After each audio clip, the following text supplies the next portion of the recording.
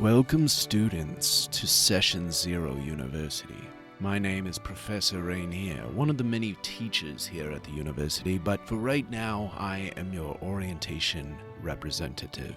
Here at SCU, you will find a variety of professors well-versed in the realms of tabletop role-playing games, offering you their insight on every facet of TTRPGs. Perhaps you'd like to take a homebrewing class with our potions professor, or join in on a role-playing class put on by our theater department. Be sure to take all your required general education classes like Character Creation 101, Intro to World Building, and NPC Voices for Beginners to help round out your education. There are also plenty of electives and intramural opportunities to add some fun and diversity into your everyday schedule. So get out there and learn. Whether you're hoping to graduate with a degree in DMing or playing It Matters Not, there's always room to grow at Session Zero University.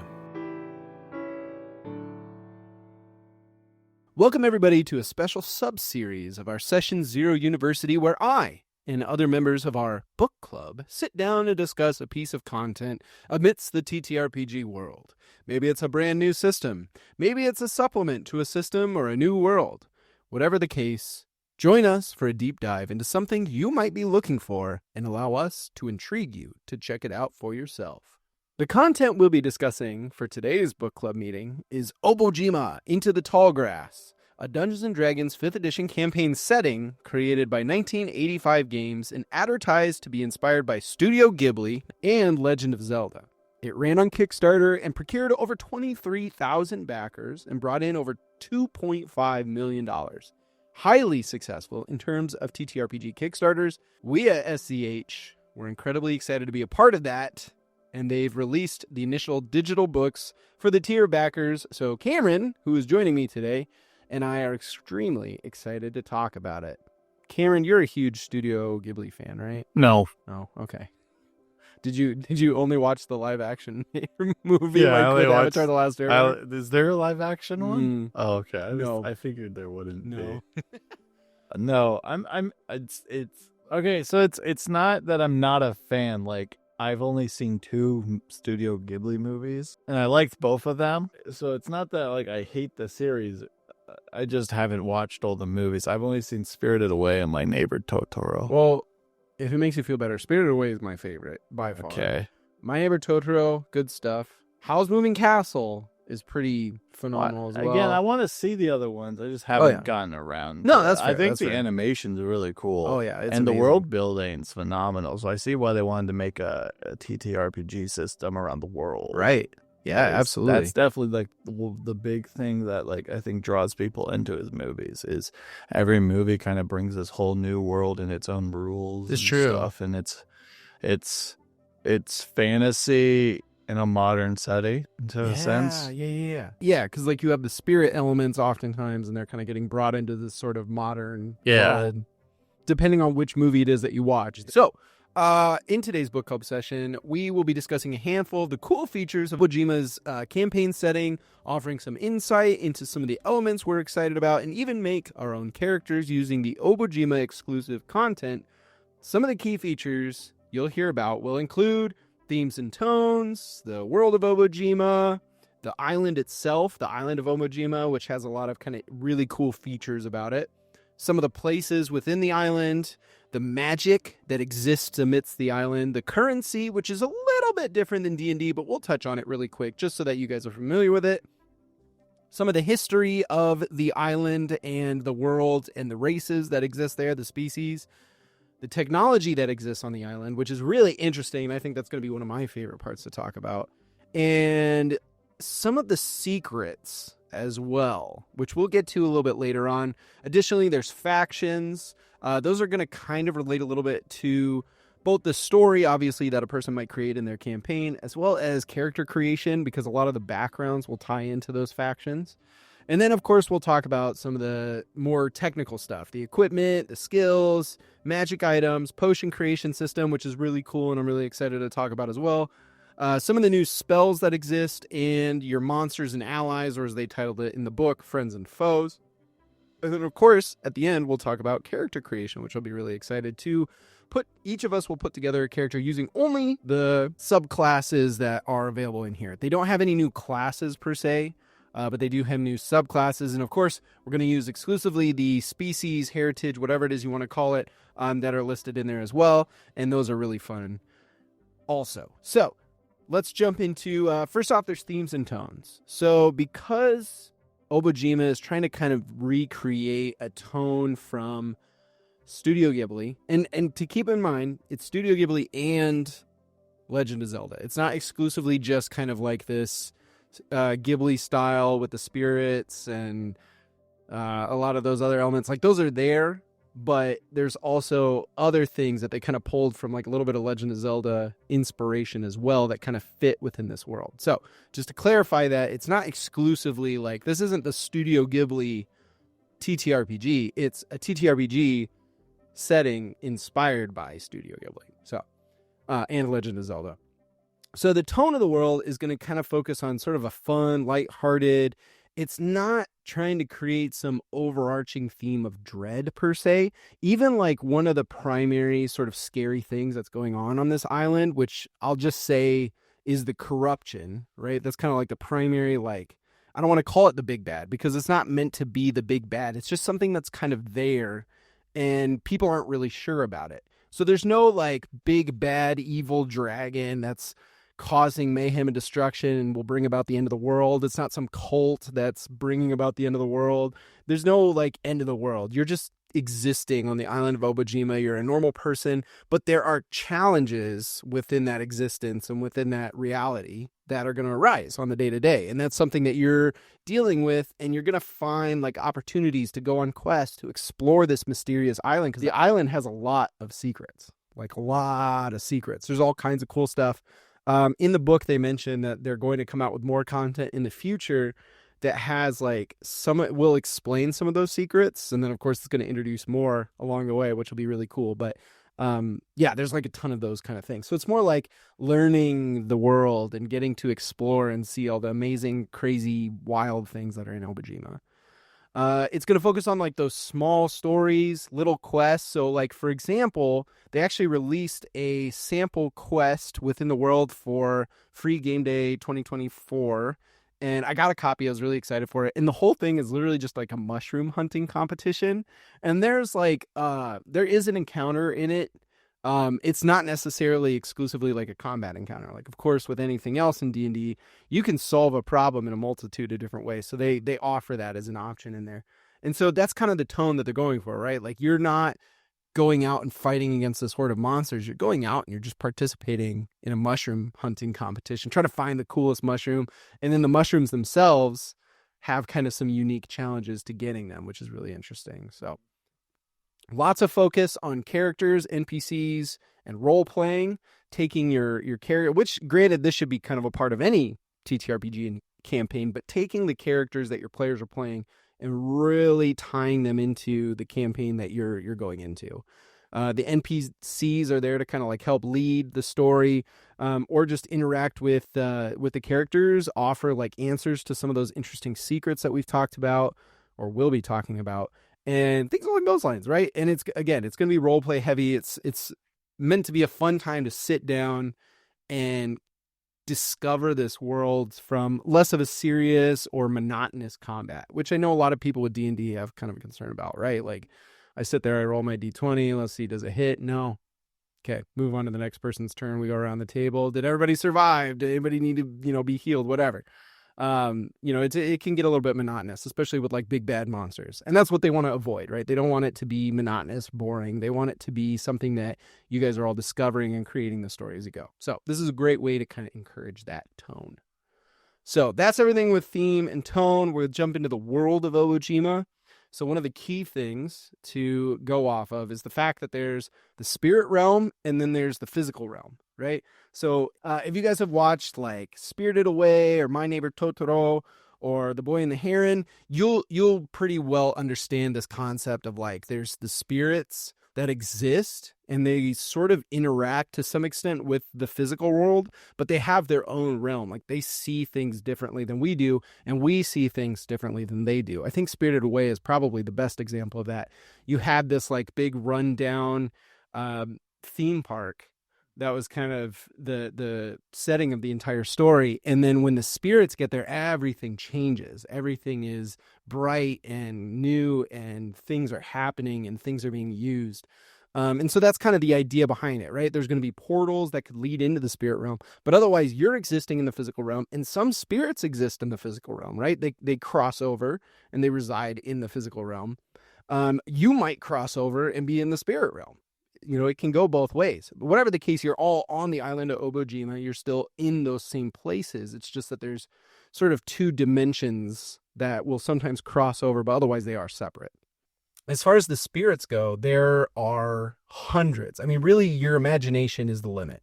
You can come up with any kind of spirits there are. There are spirits with very unique personalities. They look different visages. Different levels of sentience, right? You might have some that kind of come across as very animalistic versus some that are like, will talk to you and have a conversation with you and tell you things, and you can learn information from them. Some spirits are nice. Some spirits are not so nice. Doesn't necessarily make them evil per se. It's just like, for instance, Avatar: Last Airbender, there was the forest spirit, and the forest was being chopped down, so the spirit was very angry, and it was taking people from the village.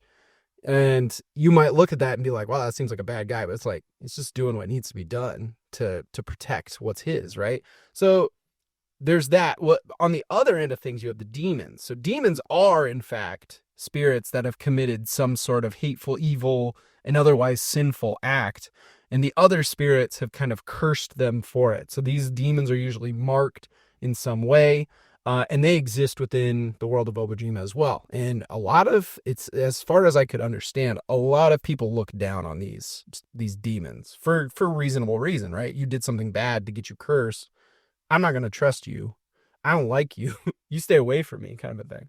But it makes for like a really good, maybe like smaller boss type characters, these demons do. I mean, there could be some big ones for sure. They'd be like full-on bosses, but it makes for some good antagonists to put throughout your campaign. And then, of course, there's the fact in general that Obojima is an island. And as it's an island, it is surrounded by water.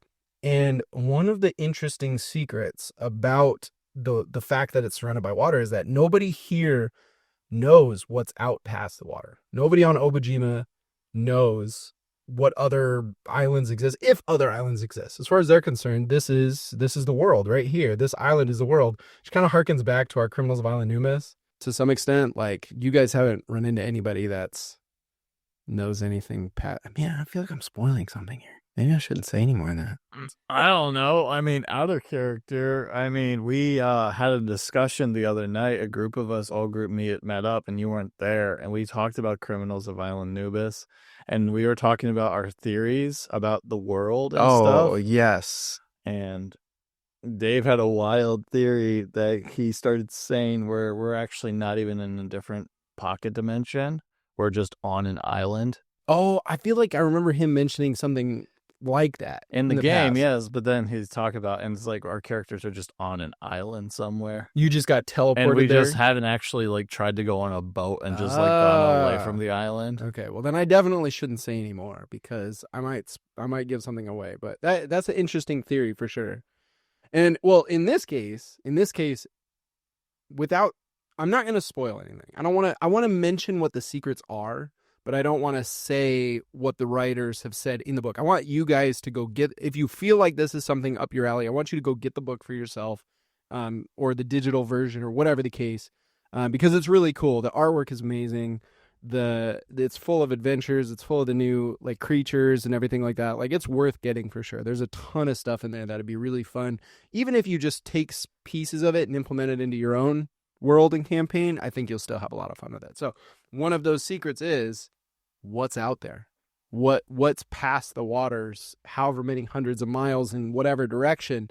Is Obojima the only island that's out there? That's kind of part of the question. So let's look at the island since we're talking about it and the different parts of the island. So You've got, it's broken up into a variety of different regions. You've got the gift of, I'm going to try really hard to pronounce these correctly, Shuritashi, which is simplified to just the gift, right? It is the southwestern corner of the island. It features a variety of forests, plains, hills, and even some sandy beaches that border the water. Obviously, within those forests, there's some interesting monsters, creatures, things along those lines, and lots of opportunity to create some unique stories. With that being said, you also have the land of hot water. Now, if you are familiar with anime, you know that far too often they will have a bottle episode where they go to some hot springs. This is a perfect opportunity to do that. And like I said before, Obojima is focused on kind of like a fun and not overly like complicated, not overly serious, and heavy role play are kind of the big themes. And all of that could easily fit into a hot springs episode for sure. Cameron, I know you're a big fan of hot springs, obviously.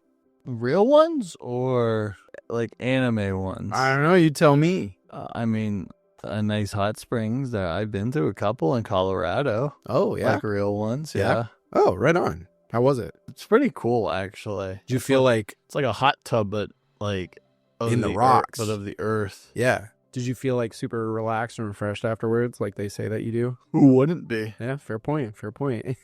You're steaming your bones. But yeah, hot springs are pretty cool.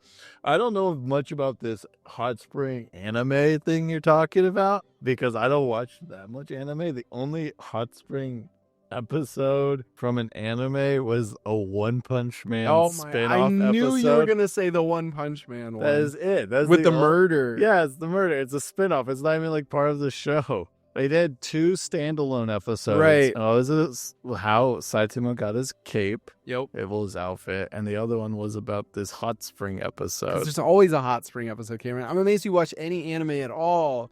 And they almost all have a hot spring episode. Not like the 5 I've seen. Cameron, here's the thing. If you're not into hot springs, never fear. Obojima has an alternate version of something you can do for a bottle episode. Okay, so is the beach episode? Actually, yes, you could do beach episodes. Okay. That's a good point, too.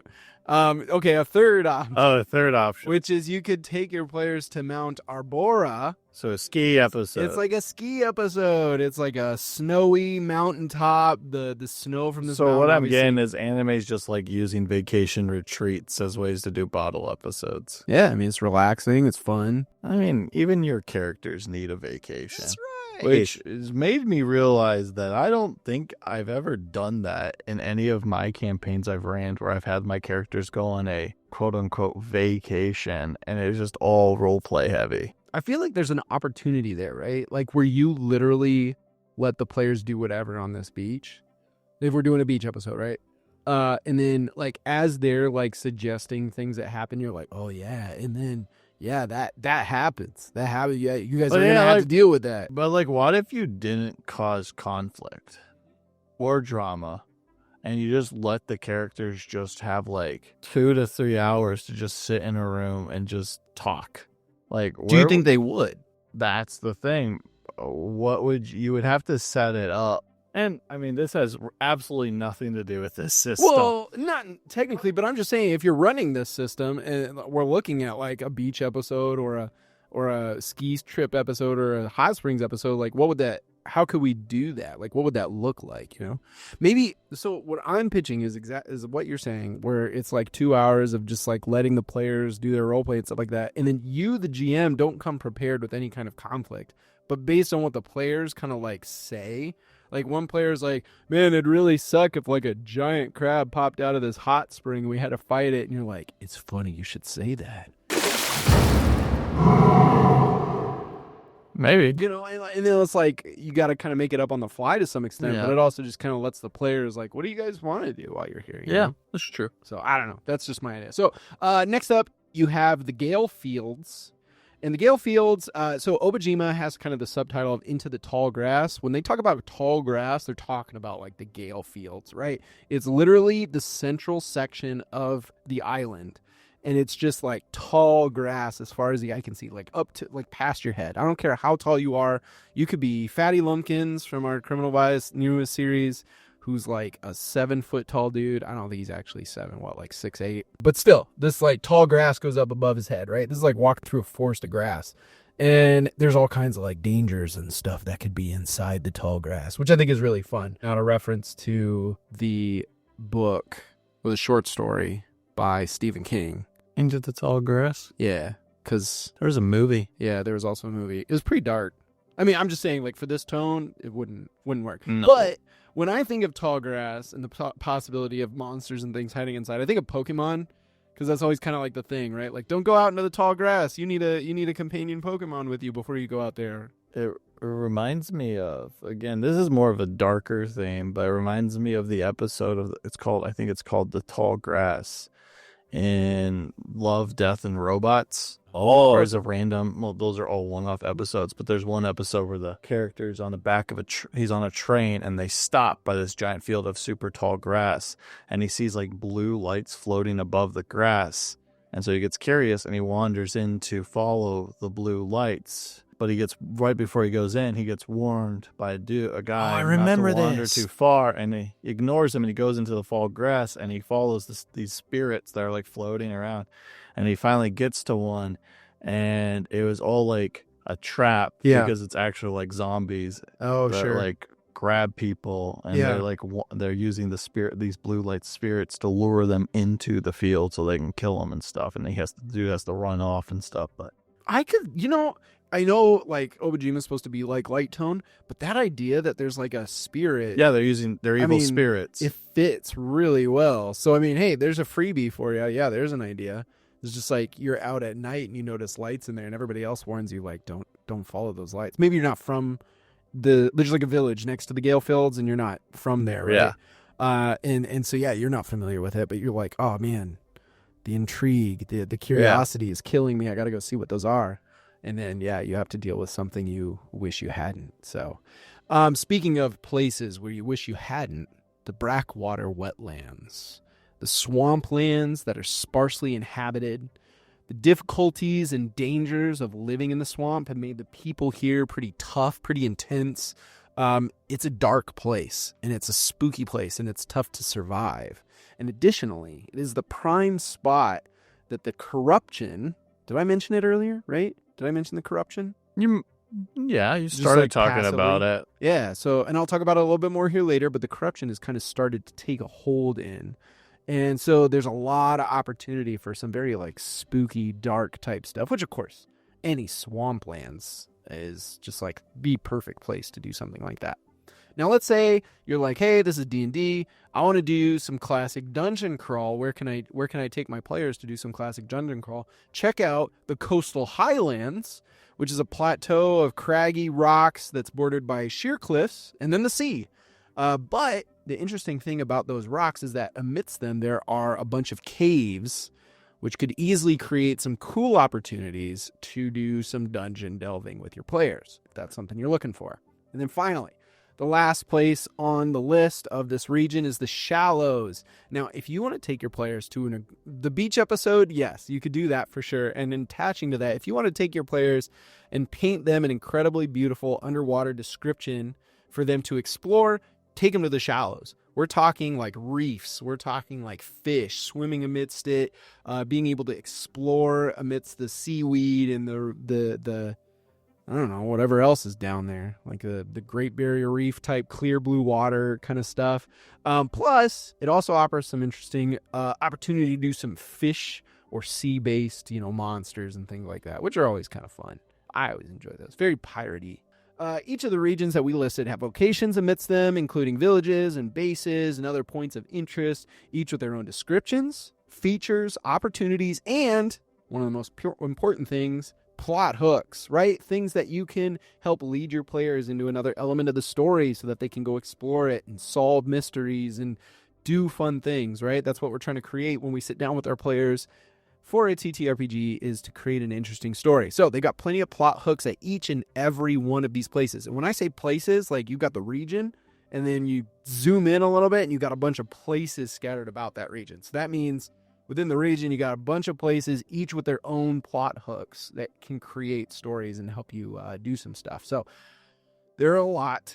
that 1985 Games has put in there is vast, right? And so we can't talk about all of them. I'm not even going to go too deep into all of them because, again, this is something that I want you guys to, if you feel like this is interesting to you, buy the book and explore these yourselves.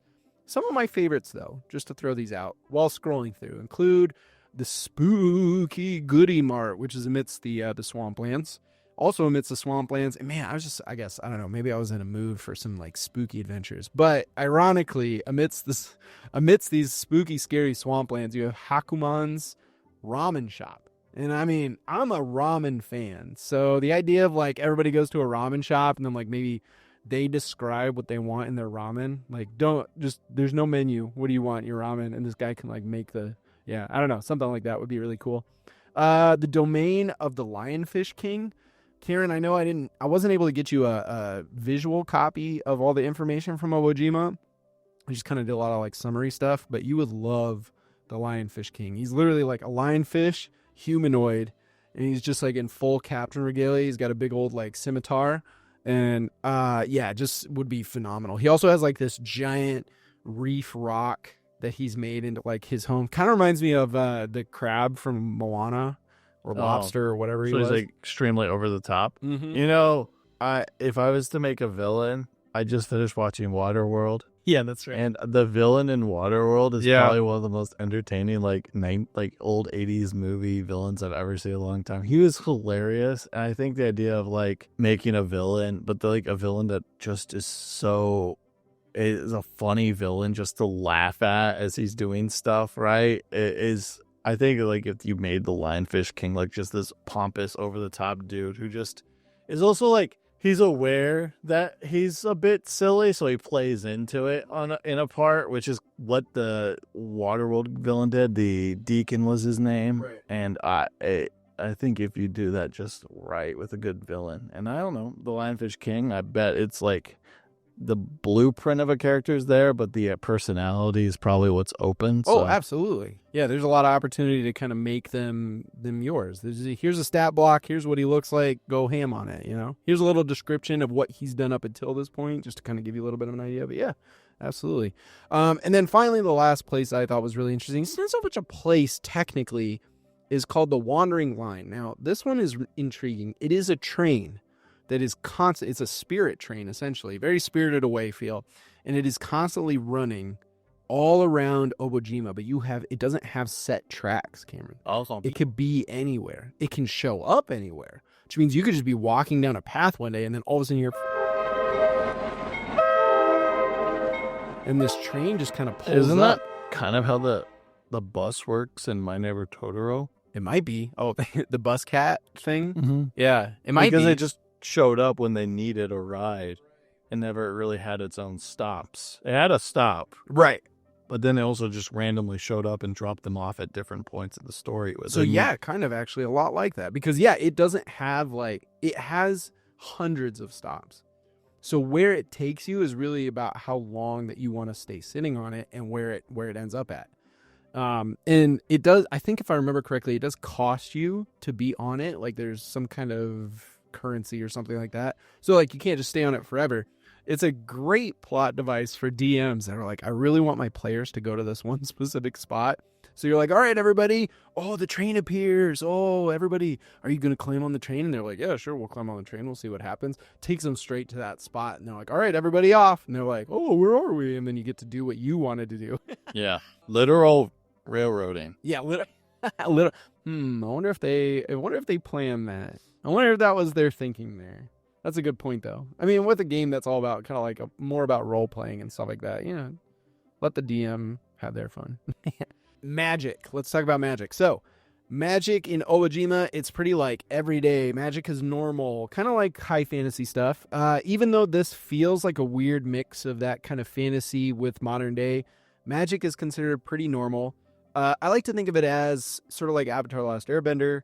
There are people that have bending, and then there are people that don't have bending. And it's not weird either way, right? Like somebody pops, it's not like Harry Potter where someone starts blasting magic and all the muggles are like, what is this guy doing? You know, like somebody starts blasting magic. They're like, oh yeah, that guy's part of a witch coven or something like that. You know, it's pretty typical. Magic is normal, so For what it's worth to you guys, that's how it kind of works. But one of the coolest parts that I thought that they had come up with for this was the potion system. So obviously those without magic might be kind of bummed out because they're like, well, that guy's got let's talk farming, right? Like I always use farming as kind of a baseline. If you got a dude that can't cast magic and he's trying to farm the normal way, and you got a dude that can cast magic and he's also a farmer and he's like, I'm going to go do a bunch of studying for a bunch of nature magic and I can make my crops grow 2 times as big, 2 times as fast, yada, yada, yada. The other farmer who can't use magic is not going to stand a chance in that market, right? If they're both growing corn, the other guy's going to beat him out every time. So obviously the non-magic casters have to come up with a solution. What are we going to do? What do we have that can kind of put us on equal ground? And that's where potions come in, right? Potions can be crafted by anybody using the right ingredients. And so the non-magic people have the opportunity to make these potions that do all kinds of cool things. And it is a big list of different things that you can do with the potions. It's really cool. So I'll go into the potion crafting just so you guys can hear about it. Because like I said, it's a whole system that they made. And I think it was phenomenal how they did it. It does. And again, I'm going to tell you this right now. Another reason why you should get this whole D&D campaign, this world, is because it's not really something that I can sit here and tell you and then you can just kind of recreate it for yourself. Like this is something you're going to need the book for because it's a big list of different potions. But with that being said, there are all sorts of ingredients that are scattered across the island of Obojima. And they could be anything from fruits and vegetables to it could be bugs, it could be salmon, it could be powder that you have to kind of crush and make yourself. It could be there's tea bags are one of the ingredients, things like that. It could be just about anything, either natural or something that you can make from natural components. So the way that potion brewing works is that every one of these ingredients has 3 stats to it. There's a combat stat, a utility stat, and a whimsy stat. And you can mix any 3 ingredients together, and whatever the highest stat is at the end is the number that you're referencing on the sheet of potions. So, for instance, the example that they give is they use a boomberry, a flash paper, and a rust crab. And those all have different stats, but at the end of it, combat is the one that comes out on top with 21 points. So you would go down to the sheet that says combat potions, and you would look for number 21, which is the dancing juice. Says you can coat 1 melee weapon with this potion. When you hit a creature with a coated weapon in the next hour, you can force it to make a DC 12 Constitution saving throw. On a failed save, the weapon is no longer coated in the potion, and the target begins to convulse in a manner that would be mistaken for an awkward, clumsy series of dance steps. The target's speed is reduced to 0 until the end of its next turn, after which the convulsing ends. So there are so many potions in here, and they have so many different effects. And you can kind of garnish what kind of potion and what abilities it has, even without knowing what it's going to do. Kind of like Legend of Zelda with the cooking mechanics, right? You can just throw a bunch of stuff together. Oftentimes it'll either come out with something, a recipe, or junk, which also can happen. And I think that's a lot of where the Legend of Zelda inspiration kind of came from, is that whole cooking concept. Of course, ingredients can be common all the way to rare. The rarer the ingredients that you're mixing together, the higher the chances that you make a really good potion, because the stats will go up, right? So if common ingredients have like an average combat stat of 5, when the rare ones have like a 20, you're more guaranteed to get one of those like really good potions by using the rare ingredient and getting one of the like higher level potions. So that's how potions work in a summary. I think it's really cool. Like I said, there's tons. There's so many potions and so many ingredients that you can make those potions with. There's also hazards. So obviously if you're goofing around with stuff that you don't know how it works, if you're not following a recipe, you might fail and then it'll blow up in your face. But that's a whole mechanic in and of itself. So that's the basic gist of how potions work. And I think that's really cool because I don't even know really much. I mean, D&D, I think it's just mostly like you can make magic weapons and magic stuff if you have... Yeah, no, it's not as wide as that, especially with potions. Yeah. Like there even is the alchemist for the artificers, like the closest to it. and it's not even that deep. Like, it's just like you have a list of different Right. potions That and you can just do. But the list is like not even that long. It Right. has nothing to do with like materials or anything like that for the potion making It just process. says like, well, it'll always tell you like, oh, and you need 50 gold worth of materials. So as long as you have 50 gold, like, yeah, you can basically do it. Which I don't know. That's all. This just feels boring. This feels more. Yes, feels this is a lot like, more to it. Which I am excited in a fun like in-game kind of way. Yeah. Currency, really quick. Obojima's currency is basically the same as D&D. They just phrase it differently for the theme of things. So instead of a copper piece, you have a copper bud. Instead of a silver piece, it's a sea petal. And instead of a gold piece, it's a gold flower. So it's very like natural themed, right? But they're basically the same thing, right? It's a piece of copper. It's a piece of, I guess technically sea petal, I think is more of like a crystalline type thing, but I digress. So that's currency in a nutshell, just so we can kind of mention that in case anybody was curious about it. It all works the same. It's like the 10-10-10 principle, I think. So yeah, it's pretty straightforward. History of Obojima. I'm not going to go too deep into it, but I'll highlight everything that I can. First Age. It's kind of the original, right? This is everything before the arrival of the island's first race, which was the Nakudama.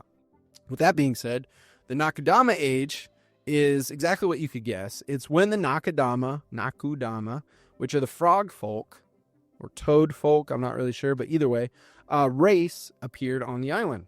Then you have the Age of Humanity. Now, this is where it gets interesting.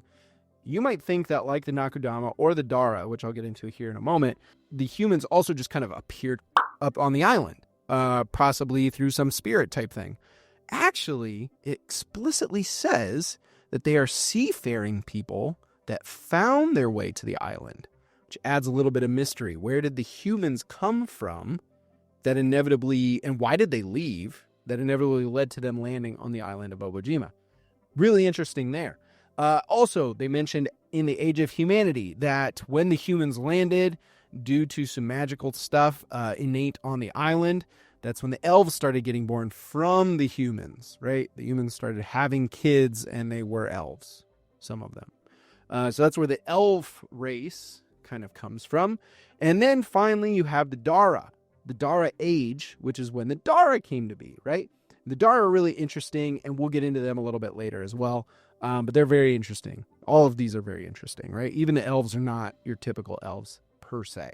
So let's move on to technology. Technology is probably one of my favorite parts of the Obojima campaign.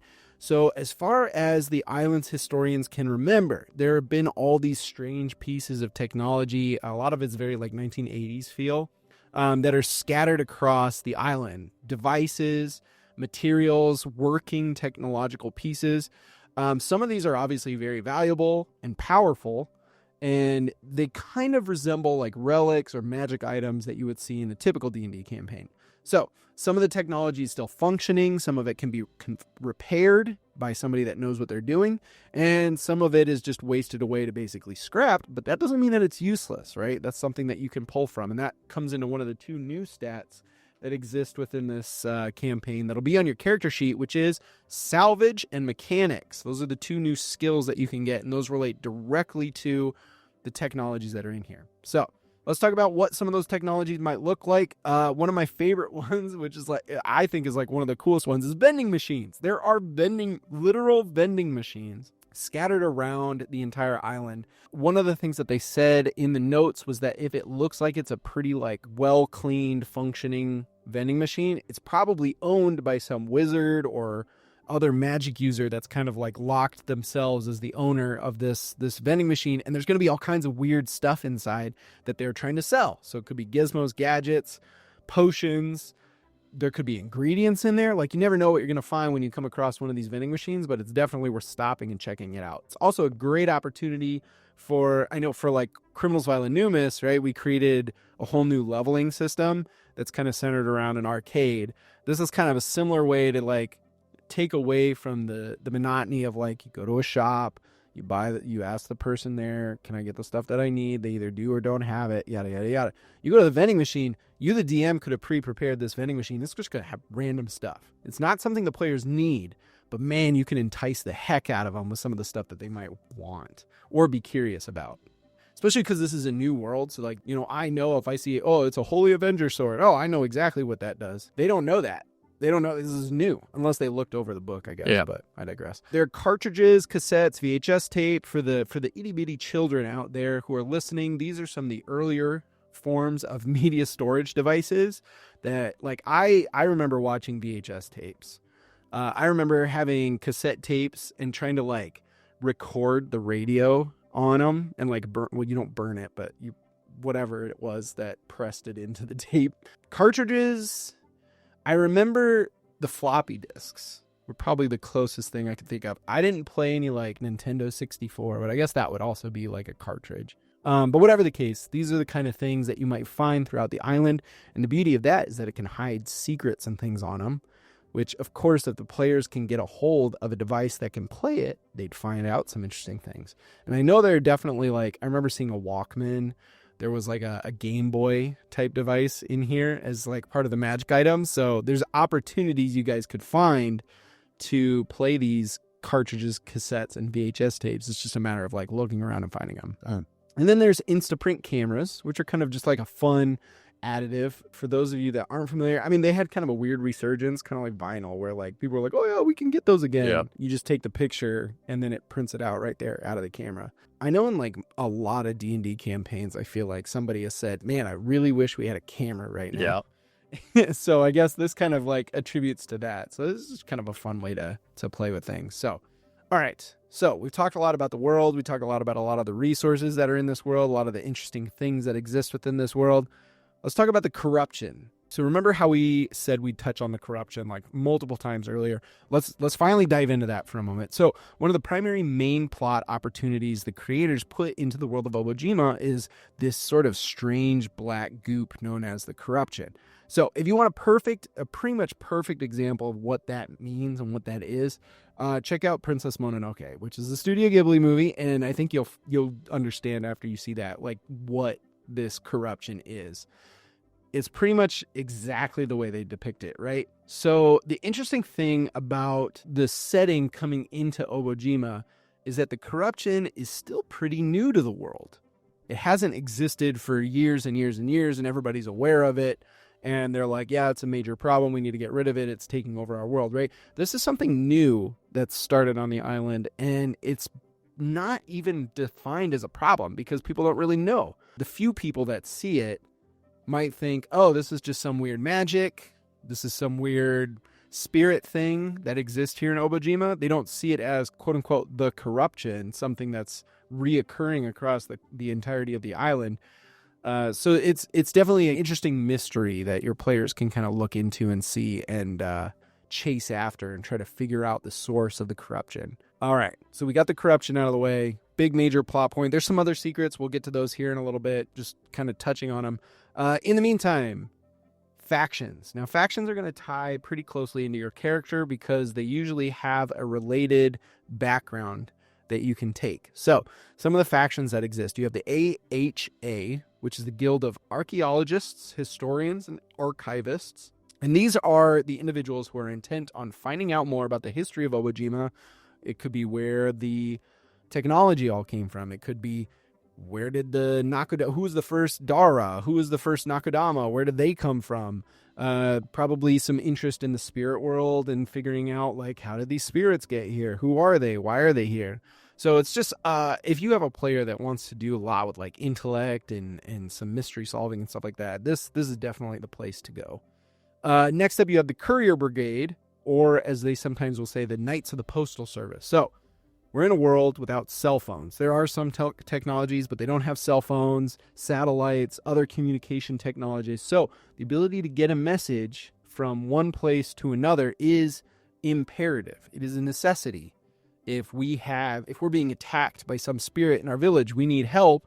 We need to get that news out fast. So the people that deliver these kind of information, the people that are delivering packages and things like that across the island are the Courier Brigade. So they're pretty cool. And it kind of plays off of the whole like United States Postman creed, where it's like, there's storm or snow or sleet, snorm. Gotta watch out for snorm out there. Watch out for snorms and storms and sleets and wheats and wheats. Oh man, that wheat, man, it really kicks into your sinuses. Exactly. Hay fever's the worst. That is pretty bad. It also kind of harkens to like Kiki's Delivery Service, which is, again, another Studio Ghibli reference there. Really fun one. I kind of enjoyed that. Just like delivering across the dangers of the island of Ojima, right? When I mentioned the tall grass, right? They mention in the book that the Couriers Guild upkeeps the roads, but that doesn't mean that a spirit can't kind of throw that off. And if you're a courier and you got to get this package to the other side of the island, you don't have the ability to just be like, oh man, the road's out. Guess we'll save this package. No, you got to take that package. It's got to get there. And whatever dangers you have to go across to get it there is up to you to overcome. So you have the Mariners Guild. So these are undersea explorers separated into 4 lodges, which are north, south, east, and you guessed it, west. Where they train and employ their divers and other seafarers.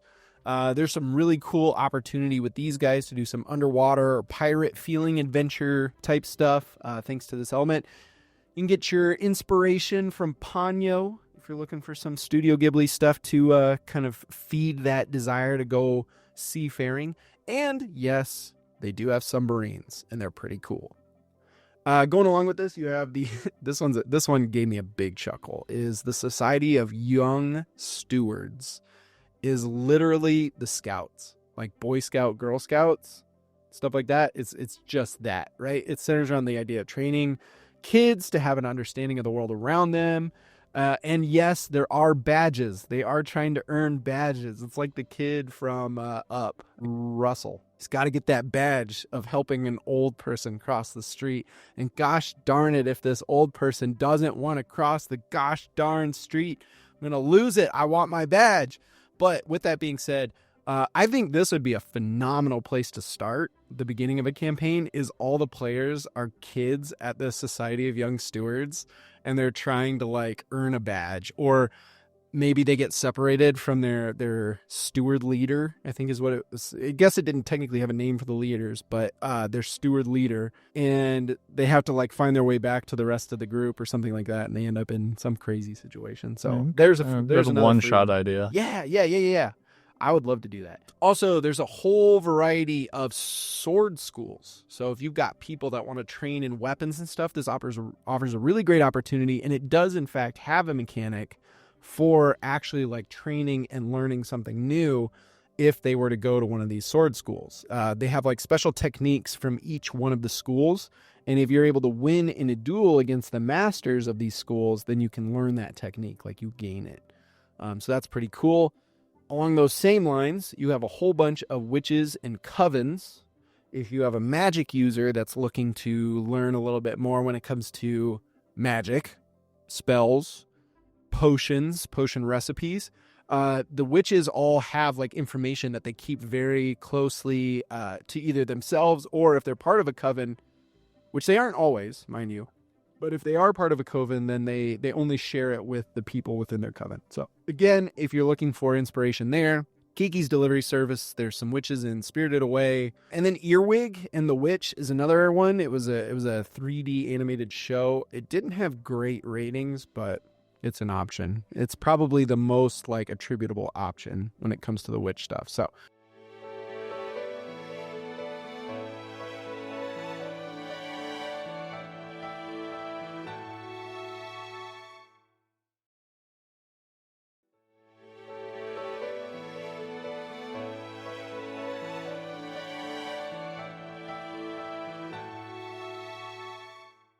let's talk mechanic stuff. We've got, it's not like new mechanics per se, right? Like we're not jumping into like, oh, you don't roll the D20 anymore. You do other things. No, you still do that. It's all the same D&D rules, but within this, they have a whole lot of new equipment, new spells, new things, along those lines. So that's what we want to jump into here for a moment. So first of all, you got magic items, regular items. Actually, let's start with those. So one of the things that I really enjoyed was they have a new way of handling shields, or it's an optional rule technically.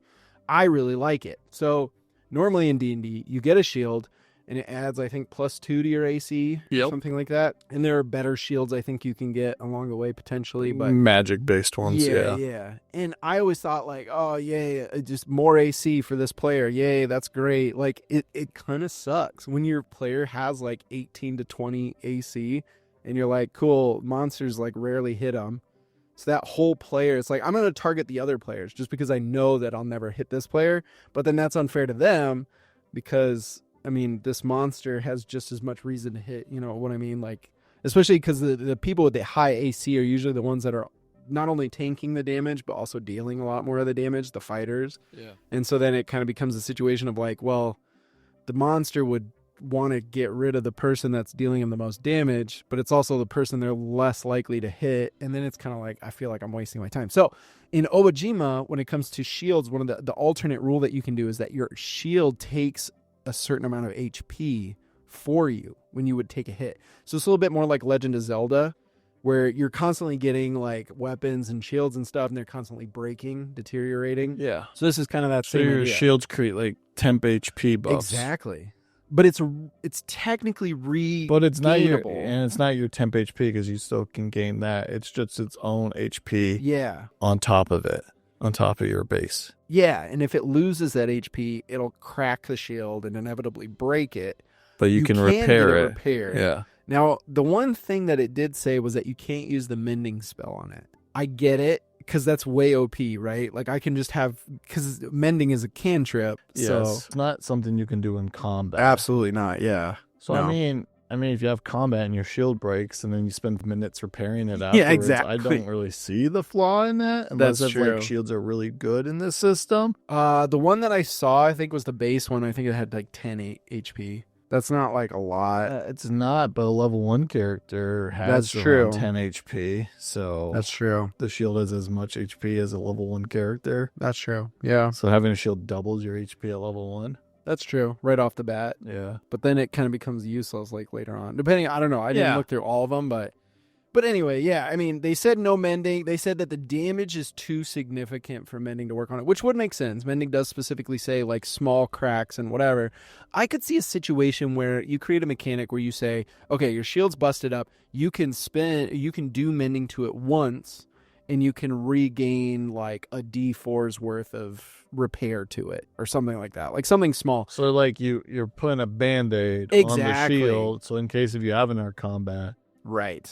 it can tank like a little A bit, tiny bit, yeah. but it won't full heal it. And I didn't look too deeply into it, but maybe there's a situation where, because it did say like your shield can just break permanently, right? Like it's just so busted up, there's no repairing it. I've got splinters of wood here. What you want me to do is glue them back together like a broken vase. Like, so I like the idea that depending on what mechanic, like if they're like, oh yeah, if it runs out, you have to roll a d20. If it hits a 1, like a lot of magic items, right? If it hits a 1, it's destroyed.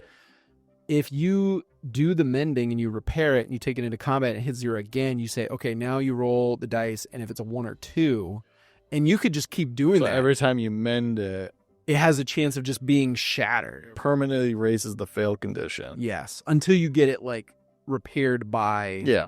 an actual like professional. Yeah. So anyway, that's like the only thing I had to say on like the standard equipment. I guess I don't know. They put weapons in here that were just wild. I mean, right? said they probably put in a lot of silly weapons, Like, a lot of you creative. Yes, used very weapons. creative. Example. So for armor, it's bark armor, scumweed armor. It feels very druid. Druid, yeah. But for oh wow, okay. So I just saw the shields. Wooden shield is 5 HP. Metal shield is 10 HP. Well-crafted wooden shield is 10 HP, and then a well-crafted metal shield is 20 HP. And also, it says if the shield takes damage and is broken, it can be repaired at any armor smith at a cost of 1 gold pedal per hit point recovered. So it's kind of one of those things like, yeah, it's at 0, and that means for even just the basic wooden shield, that's going to cost me 5 gold to repair it. Like that's a lot. That sounds like how much a base shield costs in D&D. Oh, I'll just go buy a new one. Yeah. Exactly. Okay, so weapons. Simple melee weapons, boat oar. Okay. Boomerang, fun stuff. Butterfly staff. Fan, like a big giant fan, which I love. A frying pan, fantastic. Is fans what the chicks used in Avatar? This is more like a giant fan. Oh. Yeah. Like a big... Like a giant metal fan that they Yeah. like. Oh, like the company Big Ass Fans. Yes, very much like big ass fan. Okay. Where do you think they got the inspiration? No, I'm just kidding. Iron teapots or kettles, a shovel, fits. And then you'll love this one, an umbrella, which feels very like the Adventure Zone, the first season with the Umber staff or whatever it was. Yeah, and it was his umbrella. It was a magic wand. Yeah. It was an umbrella. It was awesome. I loved that. Or like Yondu? Yondu. Yeah. Oh yeah, Yondu. Yes. I'm Mary Poppins, y'all. I'm Mary Poppins, y'all. She cool. Is he cool? Hell yeah, he's Hell cool. yeah, he's cool. For martial melee weapons, you've got bellow flutes, you got a candle maker's club, you got a dandelion spear, you got a drive shaft, like from a car. Yep, Nice. got it. You got a lom dagger. I don't know much about that. Secret stone as sword. compared to the long dagger? Yeah, just a singular lom dagger. Oh, okay. Those, they just stopped making them. Nobody wanted them. They just want the long daggers. Lom, yeah, Either that's right. that or daggers. Or just regular daggers, Yeah. because those are affordable. Yeah, exactly. For So the man on the budget. That's right. You got a shepherd's crook in case, like there's somebody on stage that you need off stage. You've been referencing Berserk. Yeah, you've been referencing Berserk. I'm not on this recording, but Well, that's true. But just like in our passive conversation, there's a secret stone sword, which is just like a big rock, like Buster sword. Yeah, like Guts has. like a Buster sword, yeah.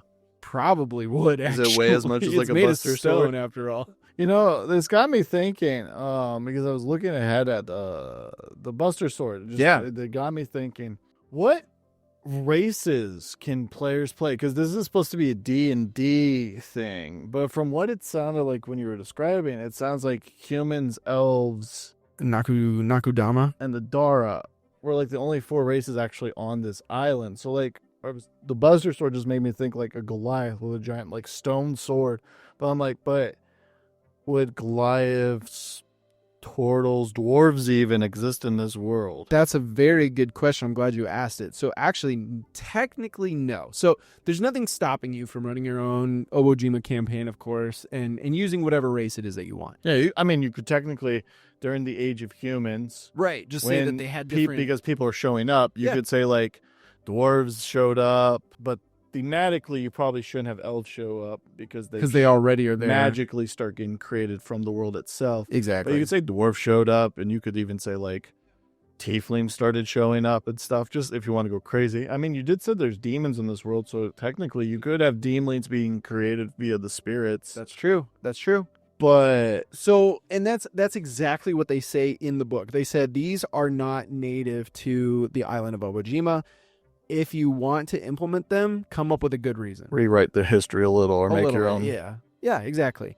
But I'm glad that you asked that, because that is a very good point. Like, technically speaking, Dragonborn and gnomes and all that other stuff, they don't exist. Only the humans, elves, I could say Nakudama. gnomes existing just because they're very magical. That's in the true. Sense that they could have just kind of been you could have gnomes showing up around the same time as the Nakudama, because they're very magical. That's true. You could have the gnomes be not like what we think of gnomes, but be like Terry Pratchett gnomes.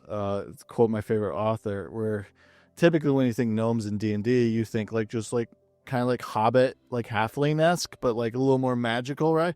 But in Terry Pratchett, he went full garden gnome-esque, where he said no gnome is taller than 6 inches, or about like 8 inches, none taller than a foot for sure.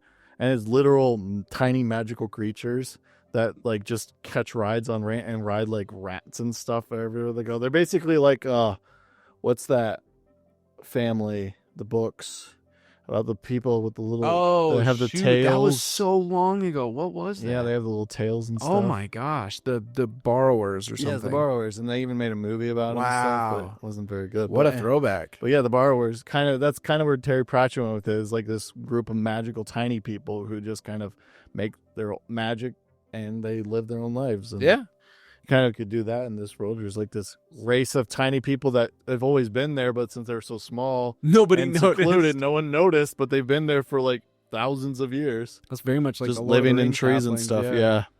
Well, hey, exactly what you're doing right now is exactly what they say to do in the book. Come up with a good reason for it, slide it in there, that's fine.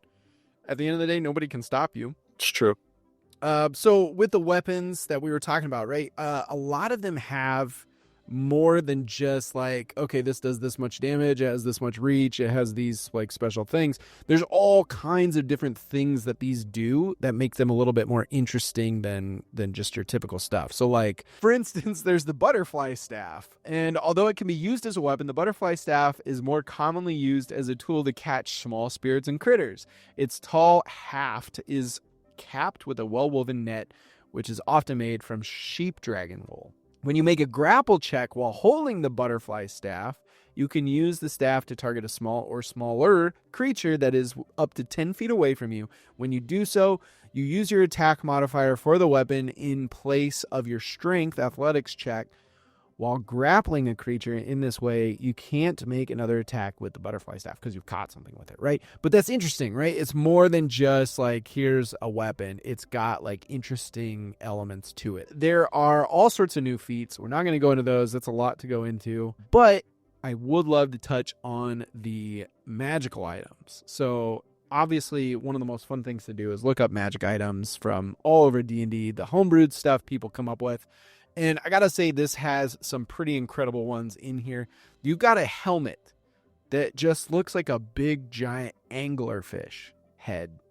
And it's an uncommon item. And it says, while wearing this helmet, the duration of the water breathing spell is doubled when cast on you. And you can cause the helmet's antenna to shed bright light in a 20-foot radius and dim light for an additional 20 feet. So if you're doing the diving stuff with the one guild, this is a great item to have. In fact, this may be an item that you get from that guild, right? It also lets you cast Charm Person because it's kind of like that, beckoning someone in with the light. So there are all kinds of really cool magic items. And one of the things I love most about them is they go along with that whole technological side, right? There's weird technology on this island. There is a Burn Right brand hair dryer. That's a magical item. There's a Conseco bat, which is just a bat, like a wooden baseball bat, and it's got like paper sigils on them, and it gives you like a bonus to attacks and things along those lines. There is a TV. It's a CRT TV and chicken timer. There's a chicken timer, like one of those ones that you turn it and then it goes. Okay, but I immediately thought combination TV microwave. It's okay. Well, so it's like there's a that would be cool. That plays like, oh, dude, what if they put like a TV on microwaves? Hold on a second here. They can't do that. You can't tell them they can't. Well, do that. no, you physically can't do that because of microwaves. The reason they have the light is so the light of a microwave can. It's science, but it's science so stuff. the light can get out, Right? With the waves, but not the bad waves in a sense. But you could put a TV on the front of it, I guess. You just have to make it have holes in it. Anyways, TV, microwave combination. And then the timer tells you when your food is done. And then it makes like a squawking noise. Because it's your chicken fry. Fruit's done. Well, let me tell you what they came up with, Cameron. So this is the CRTV and chicken timer. It says as an action, the chicken timer can be set to 11 minutes and 14 seconds. I don't know if that's explicit. Like, I think that's at most. It can be set to 11 minutes and 14 seconds. When the timer begins to count down, the TV starts to show a fuzzy video of a 10-foot radius sphere centered on the chicken timer. Once the chicken timer goes off, the TV turns off again. Once the timer has been used in this way, it can't be used again until the next dawn. So the TV just shows a video of a ball. Just the ball sitting there for 11 minutes and 14 seconds. Is it trying to suggest that I can use a tape in it, maybe? Maybe. I don't know. I like the idea that it just shows a ball. Just sitting there. You're like, wow, this is my favorite channel. There's a cube of cubes, which is just like a Rubik's cube, right? And this is the first age puzzle. It seems seemingly impossible to fully solve as its tiles are constantly shifting and turning. As an action, you can solve a whole side of the puzzle. Wow. Yeah.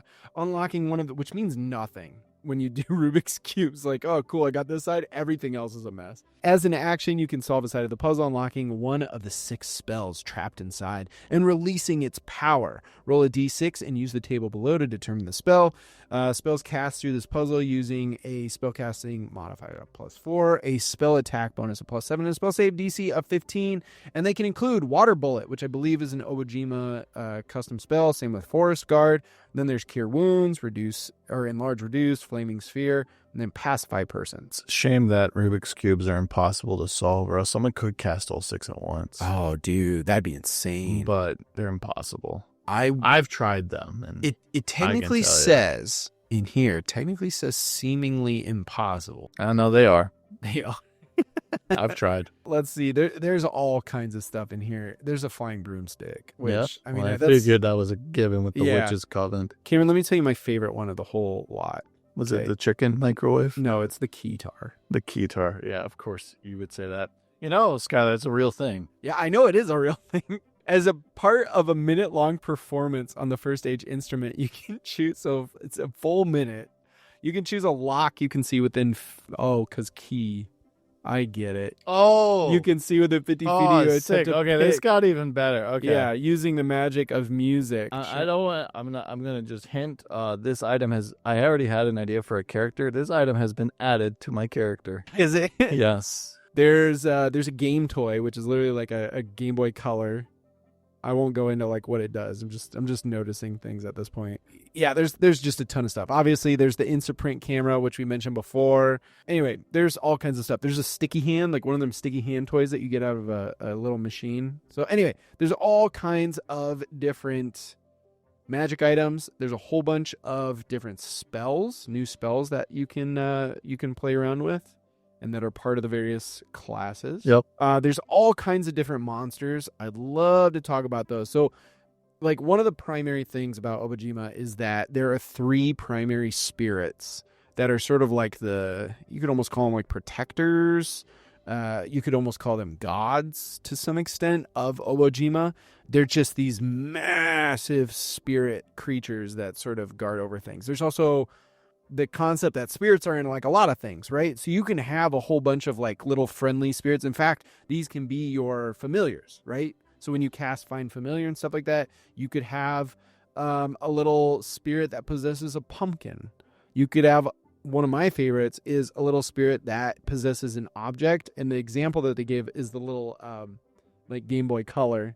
So then it kind of just feels like you're walking around with BMO from Adventure Time. Uh-huh. So that would be kind of fun. So you can have those little spirits, but again, you have those like giant spirits that are almost like gods. You have the corruption, obviously. That's one of the monsters that you can do. You have I mean, there's all kinds of stuff. There's a lot to go in here. There's a giant anglerfish. There's the demons, and I think they have different levels of demons. There's dragons, but they're not like D&D dragons. They're more like smaller dragons that kind of just hang out around the world. They're not necessarily evil by any means. They're neutral.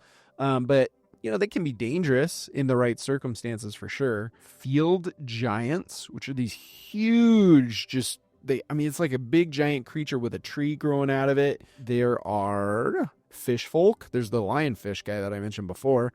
There are giant jellyfish. There are giant CR25 koi fish that fly in the air. Wow. Which is just insane to me. There's a Goro, which is like a demon creature that centers around alcohol, and it hides within sake pots. Oh. And that's like a CR7, so it's pretty freaky looking. It looks like just like a blob with a big old mouth and an eyeball popping out of it. They have their own version of harpies, which are kind of almost like their own race, but they're kind of like this bad group. Like they're notoriously like villainous. They're the bad boys. They're the bad boys and girls.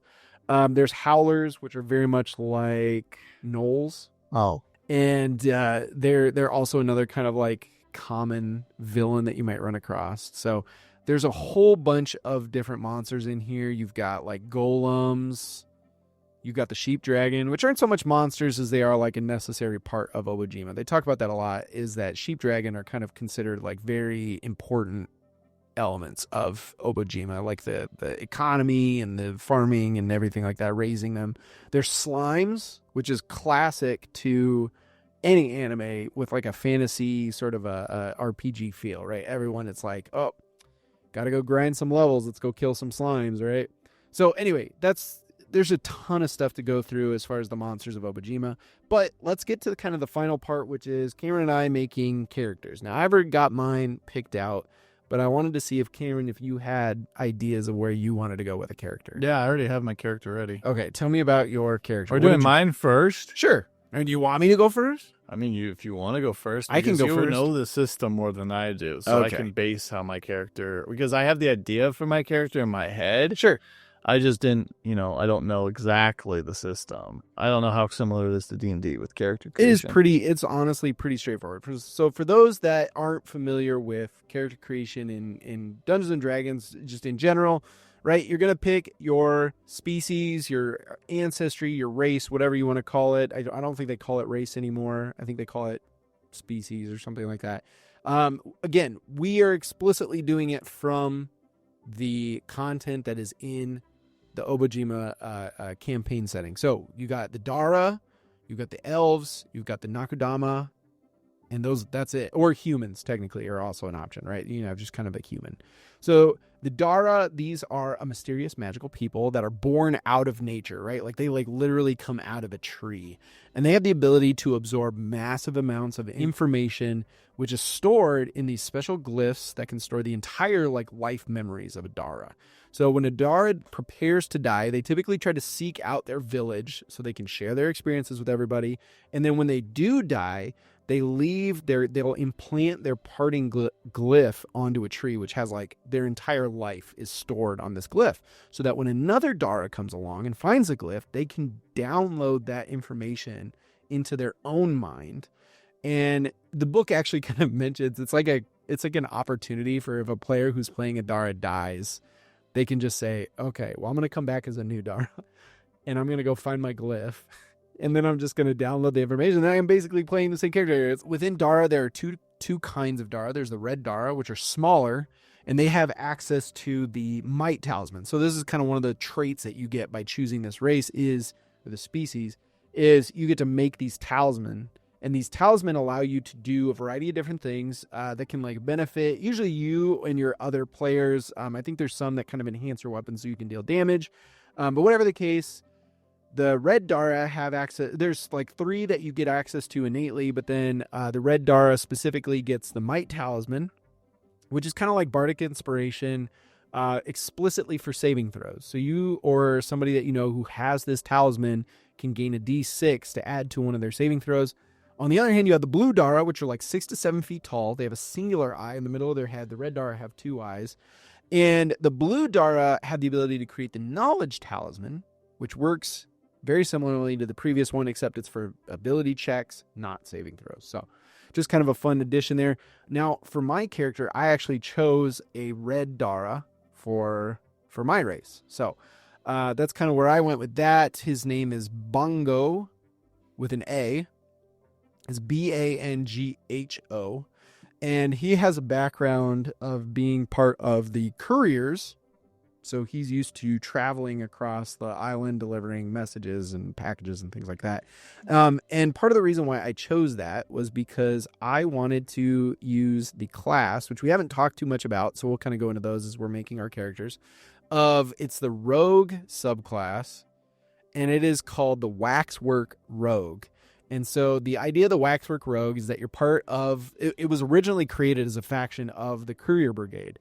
And the idea is that you have this magical wax and you make it into different things to give you a fighting chance against the various dangers on the island. It can boost you. It can help you fight against things. There's a whole bunch of different ones. So if I remember correctly, with the wax at 3rd level, you can make the wax enchantments. You learn 3 enchantments of your choice. And then very similarly to the sorcerer, you have these points that you can use to create these while you're out and about. So I can't remember exactly how many you start with.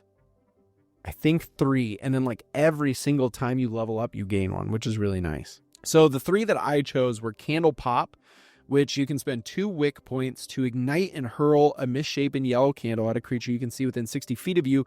It explodes into like liquid wax that can cover the character that you're fighting against and like hold them in place. So I was thinking, he's this kid that's trying to deliver packages and he comes across enemies, and rather than thinking to himself, oh, I can fight this enemy, what if I can just trap the enemy for now? Because I need to get to my destination. So I'm just going to trap the enemy now and get away. That's my main focus. Okay. The second one I chose was Waxlings, which also kind of goes into this idea of finding a familiar, right? So you can basically make a little wax creature that's your companion. And I just thought that was kind of fun. I just thought that's adorable. And he's out and about across the island of Obojima. He needs a friend so that he can retain his sanity. And so, yeah, I just thought that was fun. And then finally, the last one I chose was Delicacy. So this one's a little weird. You can, as an action, spend 1 wick point to imbue the tart flavor of a pyramid melon and the healing properties of a river spirit into your candle. And as a bonus action, a creature can consume the candle, like eat the candle, and cause it to regain 1d6 hit points, and it gives them nourishment for like a full day. So I'm thinking, okay, he's traveling around this island, he's delivering packages. Sometimes he has to do overnight, and sometimes he doesn't run across a village along the way where he can get some food. So he's got these delicacy, these edible wax things that he creates to give him back, or to feed him and give him back any help points that he might have lost. Cool. So he wields a fan, which we mentioned before. He also has a short bow and daggers, which are kind of part of the like normal stuff in D&D. And he's got some capability within Thieves' Tools, Cobbler's Tools. I mean, these are just kind of roguish things that he gets. I will say his primary stats are Dexterity and Intelligence. He is proficient in everything within Dexterity, which kind of makes sense when you're a rogue. But I also tried to like get a lot of stuff in Intelligence. So there was some spell stuff that kind of related to that, if I remember correctly. And so, yeah. But anyway, yeah, that's basically my character. This Waxwork Rogue, Dara. That's cool. What do you got, Cameron? In the distance, you hear a low bass riff and a drum kick coming up the road. And all of a sudden you look over and you see this kid on a bike. Nice. Covered in technology. Nice. Oh, man, I think I see where this is going. And you just hear a punk rock song as he comes riding up on it. And he's got a track on his hip, and he's got a boombox like on his other shoulder, and he's got some headphones on. And there's like, he comes riding up, and he flies up, and he comes to a power skid. Nice. Stop. With this music just start blaring right next to you. And he just... he turns his head and looks at you, and he's about to like whip his sunglasses down to look at you, and they fly off his face as he clumsily falls over. Oh no. Spike. And he's trying to quickly pick all his stuff up to remain still looking cool. And then he picks up his bat. Nice. And he points at you and goes, "You didn't see a thing." And he hops back on his bike. And he tosses a couple papers at you in envelopes, and he hops back on his bike, and he starts driving off again. What's in the envelopes? Letters. For I, too, picked a courier. You're also a courier, because it's cool. He is a hip courier. Nice. Named Tepke McWheels. That is not his Christian name. He calls himself, yo, I'm Tepke McWheels. Name's McWheels. I'm trying to do like a frog voice, right? Because he's a Nakadama, nice, which is the frog race people. It's probably the coolest. But like I'm trying to do like the closest to like a frog sound. But he's also like he's a kid. He's like 15. So he's a teenager. Oh, dude, My name is McWheels. What if he just has that thing, like, because frogs with their nose, so he just has My name's McWheels. Hey guys, my I gotta name's deliver McWheels. this package. What? My name's McWheels. So anyways, he's just a Nakudama. Nakudama really They're not as cool as like the Dara or like the elves of this world. But they are cool. But They're frog cool dudes. in the terms that they're literal frogs. They're and frog there's something cool dudes. about that. I love it. I think it's sick. And because they're frogs, their race stats aren't really. They don't like have a. What I meant was they don't have a like the Dara in this world have this whole like talisman system and this brain thing that if they die they leave glyphs. That's really cool. And then the elves on this world, they have like these. They put like a charm on themselves, or like they're born with a charm. They're like cursed in a sense. Yeah, and they have this whole power-based system Yeah. based around it. Nagadama don't have that. They're just literal frogs. Their specialties is like they can breathe underwater, and they can jump really high, and they have tongues that they can use. Their tongue they can like grapple hook tongue. They basically have a grapple hook for a tongue that they can like grab things across the room. They shoot their tongue up. It's basically like a combination grapple hook mage hand. Yes. In a sense. Ooh, I didn't But think it's about like- that. but it's like- Short range rage. Yeah, but mage it's hand. faster than a mage hand in a sense because it's like quick as a whip, you know. So that's pretty cool. So the race isn't cool. The class I went for is the spirit fused, which is the fighter class. It's which is, so cool. Which is basically a character who is fused with technology. And because that's why my character is covered in music and is listening to stuff. Is because he's like, and like I didn't say, but like if you pay close attention to him, you see like this kind of like electrical glow around him. And when he like pointed the bat at you, it's like got a little shock of electricity on the end of it. And when you picked up the letters, you might have gotten a little static shock too. But yeah, so the spirit fuse is really cool. It's interesting because the very first thing you pick when you make a spirit fused is like a role play thing. It has nothing to do with like the character abilities. It's just a role play thing, which is called their arcane quirk, which is basically the magic in you is always trying to let itself out in weird ways while you're controlling your powers. And what a spirit fused is, to describe them, is a person who is fused with a spirit. Right. The catch is they didn't choose to be fused with a spirit. Just one day, a spirit jumped into their body. And now it's like, and I think they usually like died. Like the spirit died. It's a dying spirit that like gave you its essence or gave you its energy. It needs a vessel. Sure. So it just jumps into a person. And it's like they coexist in a sense, but it's like the person has full control of their body and stuff. It's just like the spirit wants to keep the vessel alive. So it's giving the person enhanced powers to help keep the vessel alive, which in part keeps them alive as a spirit, right? Very symbiotic and relationship. then you can kind of like start like, it's kind of like Venom in a sense, right?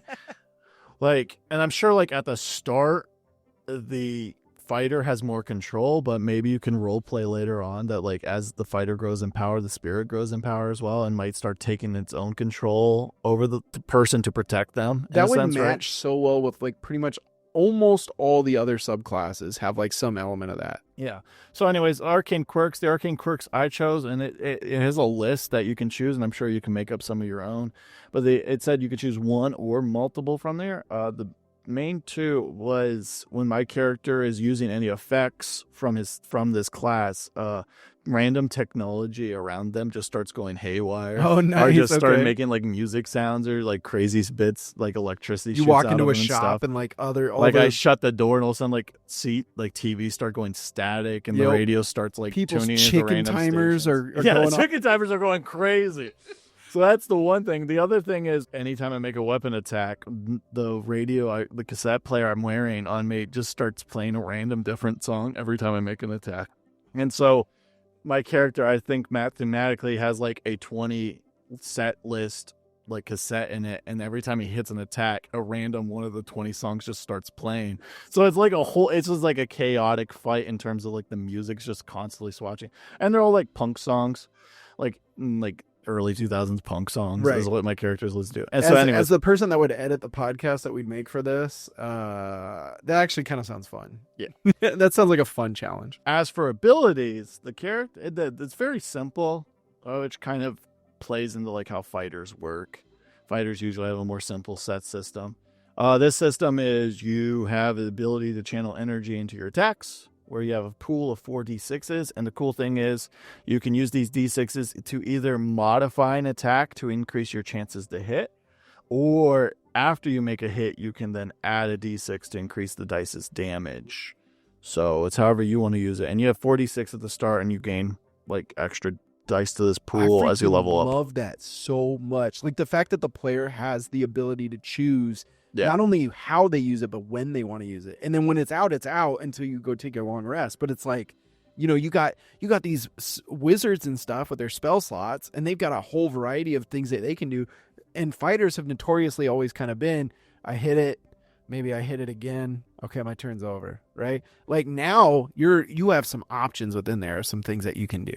Yeah, and also the cool thing is you can choose to use that energy dice after you see what your roll is. So you roll your attack, and then you like say you roll like a 12 with your added strength score, and you're like, oh, well, I know their AC is pretty close to this, so I'm going to add a D6 so I make sure I can hit it. Exactly. But then for the most part, you're probably going to be saving most of your D6 to add to the damage, right? But it's that sweet spot where you're just close enough, like I can use a D6 to get there. That's cool. To make sure it hits, yeah. And then they have another level 3 ability, which is you get a special like magic item that energy has been combined into. So it's called your spirit energy object channeling, which is you gain the ability to channel your internal spirit energy into objects, creating an area.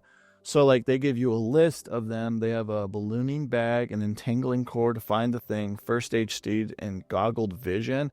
But I went with first age steed, which is a Magda ritual creates a bond with a special vehicle of my choice, which is the bicycle, which the vehicle can only carry one creature and has a walking speed of 60. But the cool thing is, as an action, I can summon the vehicle to my side. Oh. And it lasts for an hour. And the crazy thing is, while the vehicle is summoned, it is indestructible. What? So I get an indestructible bicycle for an hour once a day. So I love the idea that it talks in bike ring. So like it comes up to you and goes. But I like the idea that the bike is always with my character because he's a courier. It'd suck if I lost my bike because I only had it for an hour. So I like the idea that my character has the bike on him at all times because it's his bike. He's Tepke McWheels after all. What would he be without his wheels? As you said, couriers sometimes get into hairy situations. So I like the idea that if he gets into the hairy situation, he like kicks. He has like I imagine like how bikes have that gear set on the things. He has like a second gear set where he like flips a random gear up and it switches it from normal bike mode to magic bike mode, where he like doubles his speed while he's riding and makes the bike indestructible. So he then just starts doing some crazy stunt work because it's an indestructible bike that also like kind of flies in a way. And I think it's a really crazy thing. And then like as this goes on, level 7, you get a thing called Spirit Battery, which you gain the Jolt cantrip. And then you can target machines and like become stronger with the machines around you. And then your bike becomes stronger with your improved object channeling. Oh, you can upgrade it? Yeah. Nice. And then improvised armor, you start like using the energy and like technology around you to like start protecting you. It's like the spirit in you is like grabbing sources around you to help defend you. But yeah, it's a really sick class. And then, of course, my background is the same as your background. The courier, which is the couriers, which I thought the idea of because I already knew I was going to make like a punk kid. Nice. Was my idea when I saw the spirit fused. But then I saw there's like a punk kid who's like a mail carrier who's like, it fits your character is a mail carrier, and it feels like your character might be more into the mail carrying for like the honor of it and just like the importance of it. Well, my character does it because he thinks it's sick, but he gets to ride around his bike and chuck like newspapers at people every day, and it's legal. It's legal. So what I'm getting here is that we need to do a one shot or something where everybody is part of a mail brigade and like they're early trainees or something like that, and so they're all given like, okay, here's your package, go out and deliver it, you guys all together to like prove that you belong here or something like that. I love that. That's great. Other subclasses, you got the Barbarian does the Path of the Belly Brewer, which is a really goofy one. I thought maybe you would take this. This feels like something Dave would definitely take. Yes, this is something Dave would take. It's a Barbarian class where it focuses on the idea that you're like constantly eating ingredients on Obojima, like everywhere, like all these various ingredients that you would use to make potions. You're making the potions in your stomach and you can activate them sort of at will. When you use your Barbarian Rage. So you get some like benefits. One of the ones I thought was hilarious. So If you choose, so like the benefits that you can gain when you activate your rage, they match those of the ingredients, right? So it's that combat stat, a utility stat, and a whimsy stat. And then you're kind of like activating them to use the benefits of it. It's you said here in your example that it's more like Monkey D. Luffy, but I was thinking it's more like that guy he fights on the island where he meets Chopper, the Pirate King, who just eats stuff and he stores it in his stomach, and then he can turn himself into the stuff he ate to fight Luffy with. Well, the only reason I said it was like Monkey D. Luffy is because he can make himself elastic, when which you, is when a you choose potion. when you choose the combat version of this, you become elastic just like Monkey D. Luffy. But yeah, you've got the Bard, which is the College of Masks. And the cool idea with this one is that you make your own masks and you're like kind of an expert actor. And so you put these masks on and it gives you benefits, and it also kind of like disguises you to some extent. So for instance, the Old Man Mask allows you to cast detect magic and identify spells at will without burning spell slots or material components. Whereas the Stone Mask gives you proficiency in the athletic skill and also like minimizes the amount of damage that you're taking. So your mask kind of is becoming your identity, which is really interesting. So you have the Druid, which is the Circle of Petals. If you want to have this character that does things in a really beautiful way with flower petals, or like, you know, like the cherry blossom petals, which are pretty prominent in like kind of an anime style thing, this is the one that you want, right? You can create difficult terrain, you can attack your enemies with the blossoms, you can even make animals, like mimic beasts out of petals, which is really cool. You mentioned the fighter subclass of the Spearfuge, which that was honestly a close second for me. That one's a really cool subclass.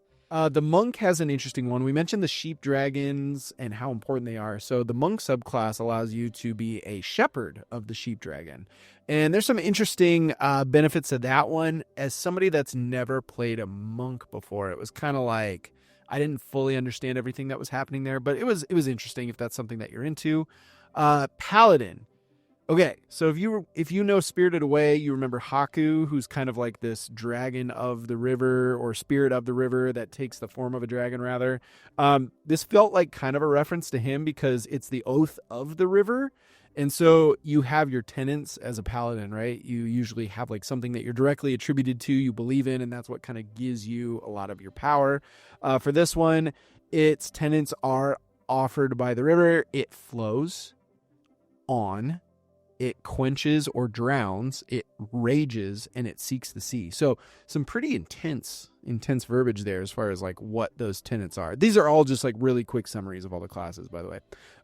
You have the Ranger, which is the corrupted Ranger. And if you look at the picture, I swear it's like straight out of Princess Mononoke. Like he's being enveloped by the corruption, and that's what it is, right? You're like a individual who got infected with this corruption that's throughout the island, and it gives you powers, but it's also slowly corrupting you more and more the more that you kind of give into it. So there's a lot of opportunity there for you as a player to kind of create that story thanks to the subclass that you chose. There's the Waxwork Rogue, which is what I chose. The Sorcerer has the Oni bloodline. So in sort of Japanese legend, Onis are like these big ogre demons. And so you are basically the child, because we mentioned the demons before, right?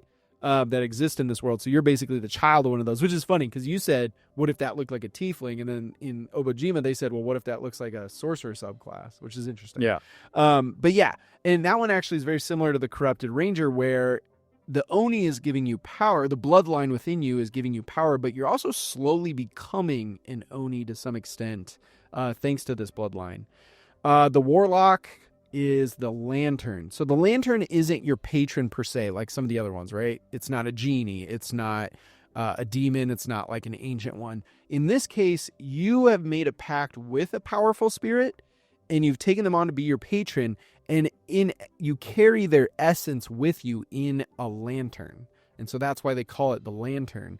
That one, again, also another one of those situations of, I have this power that's being offered to me, but I have to keep the one that's giving me this power happy. And sometimes they might make me do something that I might not want to do. So there's a lot of opportunity for story there. And then finally, If you know Studio Ghibli, you know that there's oftentimes origami is a part of it, right? Like if you look at like Spirited Away, there's a part where Haku gets chased by these origami birds like creatures, and he gets all shredded up and stuff like that. So this was my second. This was your second one? Yeah, this is what I was going to go second. My idea was like someone obsessed with making paper airplanes. So he's just making paper airplanes all the time? It's not origami. He's just making paper airplanes. But the origami is I was going to custom make the subclass, which was basically how it works is you can create different types of origami, which each origami provides different effects based on the form you gave the origami, right? Right. But my character was I was gonna subclass it where he just made paper airplanes, but to create different spells via these, he was going to draw on the paper the spell he wanted to make. Oh, this could go into the sigils and stuff. Yeah, he was basically making sigils on the paper airplanes, and he would chuck it out into the air as a paper airplane, and then the paper airplane would take on the spell or the effect as it flew away, basically. Yeah.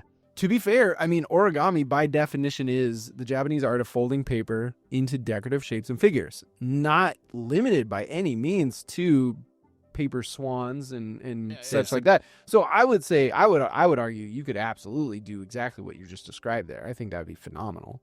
And just be paper airplanes. And we could just homebrew the verbiage, but otherwise it's the same thing. So awesome. So with characters out of the way, I will leave you guys with a couple of the secrets really quickly highlighted of Obojima. I'm not going to tell you the details of the secrets. I'm not going to tell you what the book says about the secrets, but I will mention them quickly. First of all, you have, and we mentioned it a couple of times before, the corruption. What is the corruption? Where did it come from? What is it doing? What does it want? Why is it trying to take over the island? What is beyond the sea, right? We talked about that before. We know that the humans, which inevitably led to the creation of the elves, they came from the sea somewhere. We don't know where from. So that suggests the idea that there's something out there, but what? What exists out there? Where did the technology come from? All this weird sort of 1980s technology that's scattered across, I would say 90s too, to some extent, that's scattered across the island, and it's been there as far as anybody can remember. Where did that come from? How did it get here? Where did the Dara come from? Because they just kind of popped out of a tree one day. Who are they? Why are they here? Who's the first? I would also argue, like, in the first age where you had the Nakudama appear, or I guess the Nakudama age, where did they come from? Why are they here? Or why did they just kind of start popping up randomly? You have an individual known as the Demon Emperor that exists in here. So a possible severe antagonist that you could put in. There's an existence of the Crawling Canopy, which is sort of like nature retaking in a sort of monstrous form. There's some interesting questions to be asked there. And then finally you have Malgrotha, which is a spirit. I read a little bit about Malgrotha. She has some sort of villainous tendencies, but she's not always evil per se. But there's another area of exploration there. So with that being said, I encourage everybody to go check out Obojima, Into the Tall Grass. It's incredibly immersive world, all sorts of different new subclasses that we talked about, the new monsters we talk about, the magic items, everything else, the entire like potion creation system, all of this amazing stuff in there. There's pre-written adventures to get you started right off the bat when you get the book at the bottom. So there's plenty of reason to go and get a copy. It should be available in the near future from when we're recording this episode, maybe not immediately. Since it was done through Kickstarter, but eventually it will be available. I know Free RPG Day, there's going to be another like small quest that they will publish in its own book, so that'll be available. But I highly recommend checking it out. If it's available to you, go get a copy if this is something that intrigues you, and check it out and run a game, because I think there's some pretty incredible and beautiful stuff inside of here. With that being said, we will close out today's book club, and we will see you guys at the next one.